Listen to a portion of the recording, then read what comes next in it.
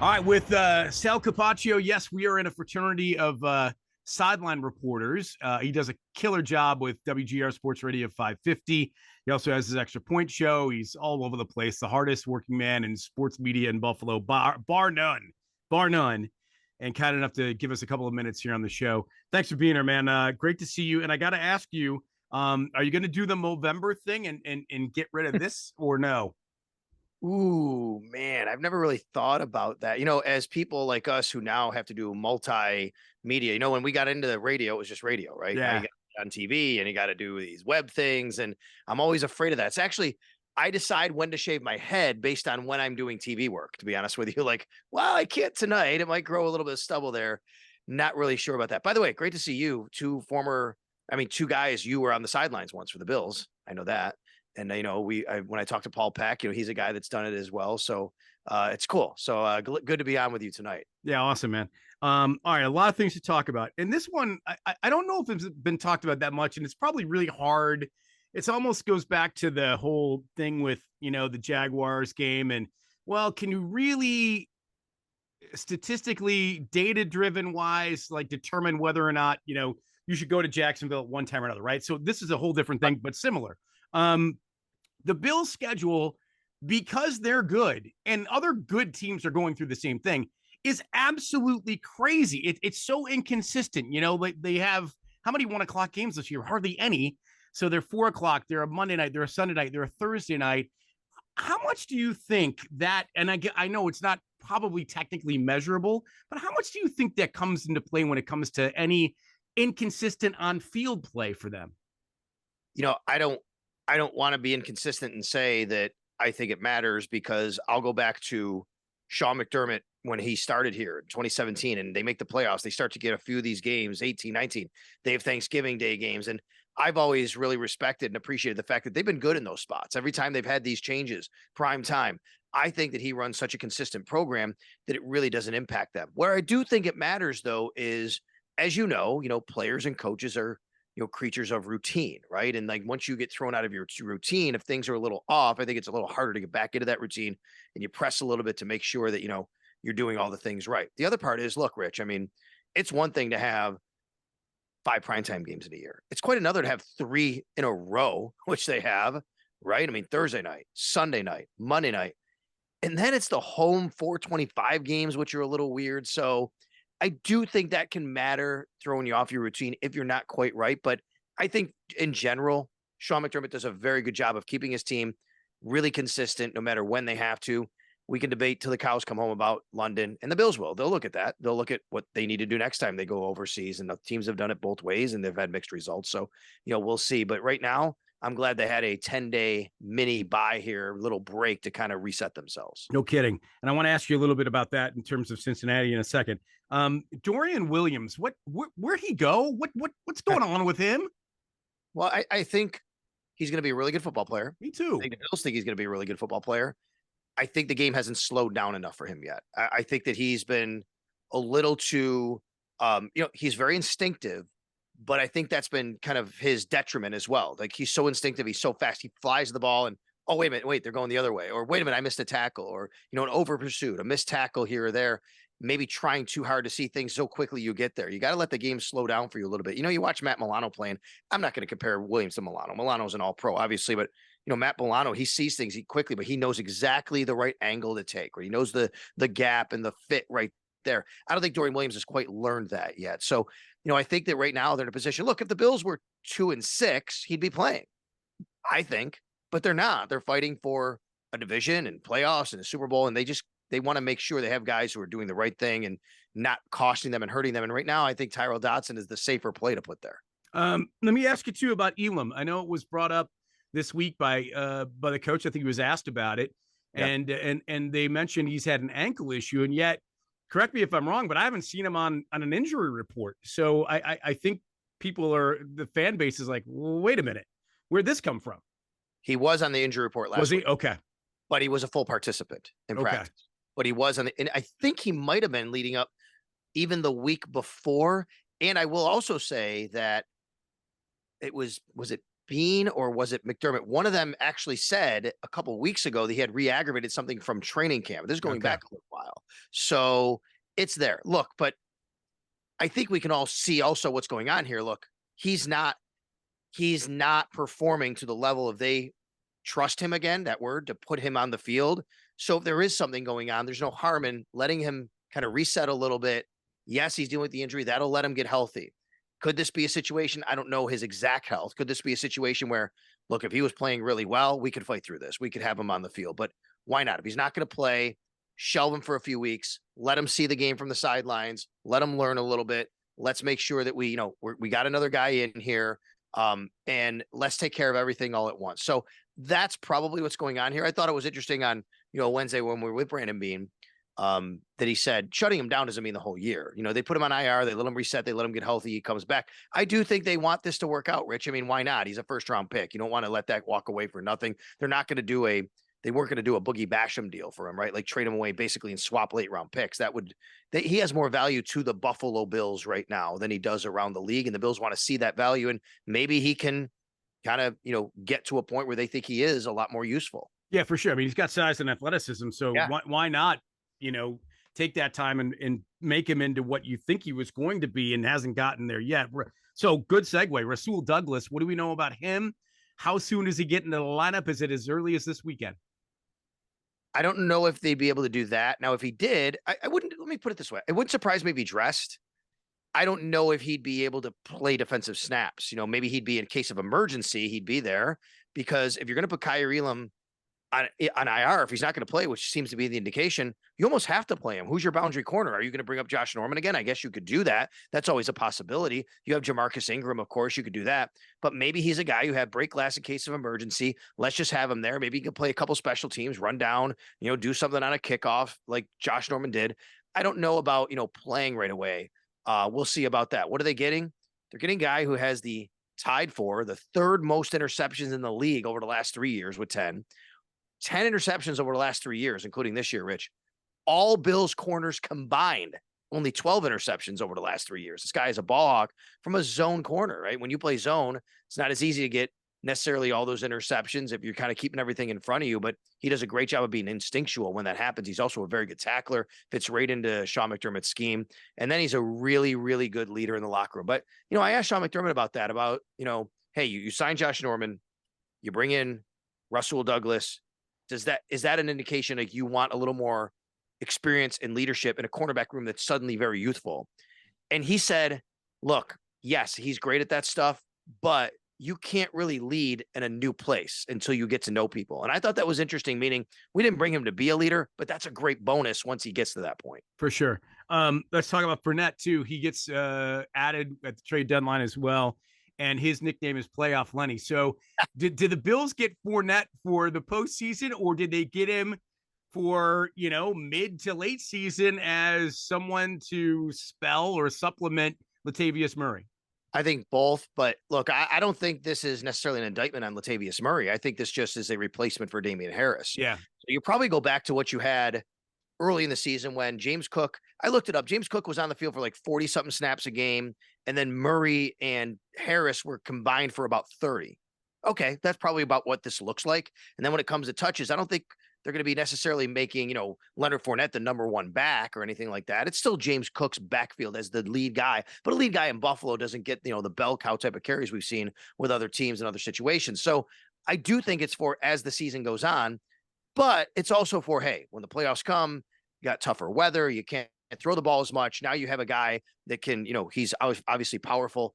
What they really got him for too, I think though, Rich, was they really needed, I think what they feel they needed, a third down back who can pass protect. He's very good at pass protecting and catch passes out of the backfield. Look at his numbers. The guy had 73 catches last year in the NFL. I mean, he had 100 targets not too long ago when he caught 76 passes back just a few years ago. And I wonder what that means for Ty Johnson. They still have Ty Johnson on the roster. And just so everybody knows how it works, they can elevate Leonard Fournette 3 different times from the practice squad without even taking a roster spot. And then when they're ready for it, then they can do it. So they can play some roster gymnastics here for a little while. Yeah. And what's your theory as to why Leonard Fournette was not on a team until now this year? I mean, I'm just going to throw it out there. I just figured he's a guy that can kind of pick and choose if he wanted to, right? And here's a situation to be on a playoff team, arguably, arguably one of the best teams in the AFC, arguably chasing a Super Bowl. Why not? Right. Yeah. I mean, pick and choose. Obviously, I know what you mean. It's not like he has 32 teams that want him necessarily, but Sure. right. Yeah. I think it's more about Leonard Fournette, as much about him choosing the Bills as the Bills choosing him, which is what you're saying, I think, as well. Yeah. Which is, yeah, I'm sure teams have called, see how you're doing, check in on you. Well, what's my role? I don't have to sign now. I don't have to go to training camp. You know what I mean? I can wait. What's my best situation? I want to win another ring, you know. And then there's the part of, Leonard Fournette having some mileage on him. And I think that teams probably look at that. Look, he's 28, which is quite a bit younger even than Latavius Murray, but he's had like the same amount of carries with 5 less years in the league. So this guy, you go back, I looked at his college stats. You remember him in college, Rich? He was amazing. Of course, LSU, yeah. 300 carries one year in college. He had 1,900 yards, 22 touchdowns that year. Played 3 years, but this guy carried the ball a lot in college. And then in the NFL, he's carried the ball a lot. He has a lot of tread on those tires. So I'm sure that was part of it with teams going, hey, he might be 28, but really you add it up. He's like a 32, 33-year-old running back. How much does he have left? But now he didn't go through the training camp or preseason. He's probably a little bit refreshed and he passed the Bills physical. So I'm interested to see what he can do. And I wonder too if Trey White had anything to do with him coming here, because if I'm not mistaken, I'm pretty sure they were LSU teammates at one point before they both got into the league. Let's fast forward to the Bengals. You were there last January. Obviously, a lot's going to be made about the last time the Bills were in Cincinnati and obviously what happened. Take me through sort of what it was like for you being on the sideline during that game, going through what you went through personally and obviously as a professional that night, man. So, as you know, as much as anyone, in our role down there on the sidelines, we are the information gatherer and the information teller, right? I mean, our job is to dispense the information to the listeners. That's our first and foremost job. We observe, we tell the information. In that moment, yes, I'm recognizing what's going on, but honestly, I'm trying to get that information to tell everybody what's going on. I'm not thinking about it maybe in the humanity sense in that very moment, right? That came a little bit later. Now it's, hey, this is what I'm seeing. This is what's going on. And obviously you saw the wall around him with the human wall. We didn't see directly in, but I could tell you the time that I knew it was happening was Thad Brown of Channel 8 in Rochester. He had his camera on the sidelines. He was, filming the game. And he said to me, I said, Thad, what are you seeing? He said, it looks to me like they're doing CPR on him. That's the first time I even noticed and then looked around and then you could see what was happening. And I thought they were trying to cut off the face mask, which they might've been actually, but they were working on up top. So like I said, in that moment, we're really trying to be the eyes and ears for all of our viewers, all of our listeners, I should say, locally and nationally. I mean, it's a Monday night game. People are tuning in and they're satellite radio and things like that. So that's the initial part of it. And then you see the emotion on players' faces. And then you kind of really start to realize the gravity of what's happening there. And I tell this story, and I told this story a lot after it happened, which was I heard a voice behind me. It was a woman. She was trying to get on the field. I turn around. It's Damar's mom. And all the players and all the coaches and all the trainers are out on the field. So I turn around. I see Dane Jackson. I get Dane Jackson's attention. I get the team chaplain's attention, kind of tell them. They go and get security for the Bills. Bills security goes, gets Bengals security. And the stadium's designed a lot like Buffalo, but you can't get on the field like you can in Buffalo right at the 50-yard line. Yeah. The steps are there. So they told her to go all, hey, this is where you go meet the ambulance. So that was something that was that was heavy. That was emotional. Watching that, seeing her, talking to her. She goes over, they take the ambulance off. She winds up meeting the ambulance in the tunnel. And what I'll never forget about that night is, Rich, I mean, I'm on the field and they're debating what to do here. The players and the coaches, and Cincinnati coaches are talking to Buffalo coaches.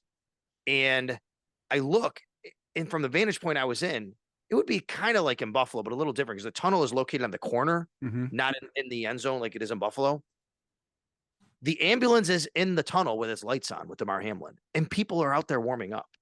And I'm like, how are you playing a game? That guy is in that ambulance right now after what just happened. There's no way they're going to play this game, right? And obviously, they collectively said, we can't play this game. And Sean McDermott, talking to Zach Taylor, the head coach of the Bengals, and they decided to go off the field. And that's when eventually the ambulance left. Then they decided to talk, and then we see them in the tunnel. And then, just so everybody knows how kind of what happened, we weren't allowed to have cameras in the tunnel, and I couldn't broadcast because you just can't get reception, right? You're in this concrete tunnel. So I had to go in and find out what's going on, then come out and join. That was the first night that we didn't have Murph. Murph at his medical event. Yep. Same weekend. That was the first night that Chris Brown did the game. And Chris is thrown in the situation where all of this is going on. It's his first time doing the game. So I had to walk out of the tunnel, go on with Chris and Eric. And then, we threw it back to network control, all that kind of stuff. But for me, that was more of it. And then afterwards, sitting on the bus, sitting on the plane, coming home the next day, that's when it hit me more from a real humanistic side of what kind of just happened on that field that night. For sure. I know we're in a hurry, and I got a couple more for you if it's okay. Yeah. So I'm curious, is there any kind of based on, and we know the playoff game happened, and I know and it's a good argument that, the team was just spent at that point, right? Yeah. Physically and mentally. But if they watch that game back, and I don't know if they will or have, but I'm suspecting there might be a little bit of an unfinished business kind of angle going into this game where, we had this opportunity. We really weren't capable of being who we wanted to be that day, but now we can. Does that make sense? I think it makes total sense. And actually, when you say it, I think I've thought about this week too. I kind of liken it to when the Bills beat the Colts in the playoffs, and then the Colts came to Buffalo the next year and just completely demolished them. Remember that game? Right. And I think, the Colts kind of made it clear, like, this team took away an opportunity that was ours last year. And, it's our chance to kind of show that, we're better now, and we're not going to let that happen again. I'm not saying the Bills are going to go to Cincinnati and do what the Colts did to the Bills that day in Orchard Park, but it does remind me of that, where I agree with you. And I think, for Bills fans' sake, you'd like for that to happen, where they have that chip on their shoulder and say, okay, what happened that night in Cincinnati with DeMar? The Bengals were driving, they were winning, and we never got a chance to finish the game. And then they come to Buffalo and do that to us when we were not in our best physical or mental state. I would not doubt that players and coaches are approaching this game of, hey, you know what? It'd be nice to show this team who we really are. Yeah, and there's a lot of significant differences too. I mean, if you go back to that playoff game, obviously, both lines of scrimmage were dominated, but those lines of scrimmages are now clearly different. Injury on the defensive line side of it in terms of the middle of it, and offensively in the middle of it is different because there's no Saffold, and the right guard obviously is different with Torrance and now McGovern playing there. So yes, there's differences, but still the core of those groups are still in play, and Von Miller is back, which is different from a year ago as well. Micah Hyde. Yeah, that's right. That's right. I know a lot of this is going to sound cliche, but is there also sort of a sense of urgency in this game in terms of conference standings? I mean, the Bengals are winless. We know the Bills of where they are in the conference. This would be really costly for both of these teams, whichever one loses, right? The monster game. It really is. You look at the schedule this week. The Ravens have the Seahawks, the Chiefs and Dolphins play, right? And it really, if you kind of even go out and forecast out, I was looking at some of the schedules coming up over the next few weeks.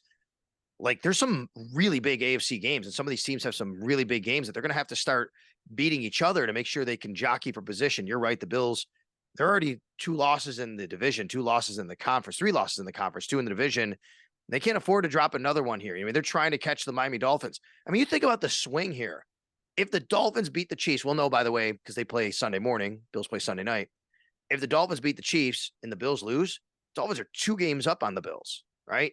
If the other reverse happens, if the Bills win and the Dolphins lose, Bills are suddenly in first place in the AFC East. And, they're fighting for the 1 seed, and they have Kansas City still on their schedule, who they can beat. So this is a wild swing. But for the Cincinnati Bengals, they went through Joe Burrow's thing with his calf, and, they lost 3 games. Now they've won. They look really good. But, man, they lost some ground early on, and they need to make that up as well. Okay, so last thing, what's going to happen? I think it's going to be a really close game. I do. And I don't know. I'm not going to make a prediction here. We'll save that for later on in the week on my other media platforms. But I do think it's going to be a close game. I know that the Cincinnati Bengals are playing really good football right now, but I think the Bills having 10 days to prepare, 10 days to think about how they want to attack this team will really help. They had some new wrinkles last week with Jordan Poyer and the defense. And, I think Sean McDermott will come up with something here. And I really like what the Bills did offensively last week to be able to spread the ball around. But Rich, I think this game can just go either way based on a field goal here, a field goal there, one turnover either way. I think that could be the difference. All right. Well, listen, man, I know you're insanely busy. You got all kinds of things to tend to, and I appreciate you taking a couple of minutes out with us as always. And looking forward to your call from the sideline on Sunday night out in Cincinnati, man. All right, man. Thanks for having me on. I appreciate Yeah, you. it was great. Thanks so much. You got it.